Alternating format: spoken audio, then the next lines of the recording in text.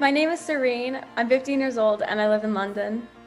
I actually found out later on that they stood up. They gave me a standing ovation, which was an absolute shock to me because I didn't I didn't expect any of that. I didn't know that they were standing up, but my parents told me, and I was like, oh my gosh, seriously.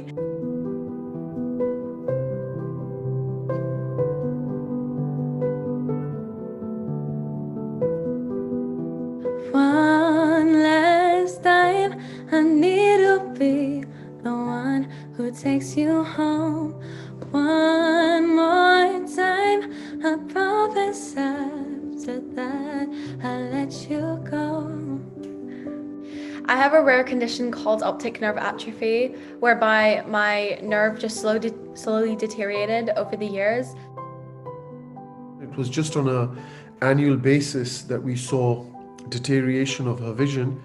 Then around the age of 7, 8, she started losing it very fast, and within 2 years she lost it all.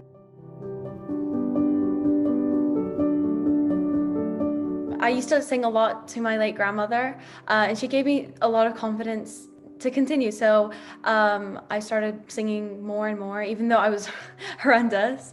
And then I started like songwriting at around 7 or 6 about childish things like best friends and princesses. Best friends treat each other right, best friends. And then when I lost my sight, I kind of felt like I couldn't do as much. I used to be very sporty, like I used to do a lot of sports and dancing, and I just found that quite difficult.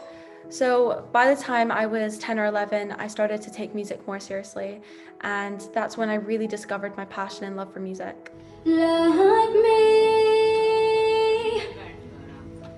I once The whole journey has been a challenge in a way, but I've managed to change that into opportunities. For example, I've had to learn how to live as a person who can't see, going from like learning Braille to just generally doing things without any sight. And I want people to understand that no matter what you face in life, you can still turn that into opportunities. And you sang beautifully. On the day, she was very nervous, and I looked out and I saw 3,000 people, and I really didn't know what was going on because I've only ever seen her sing in front of a few people, at home or at school.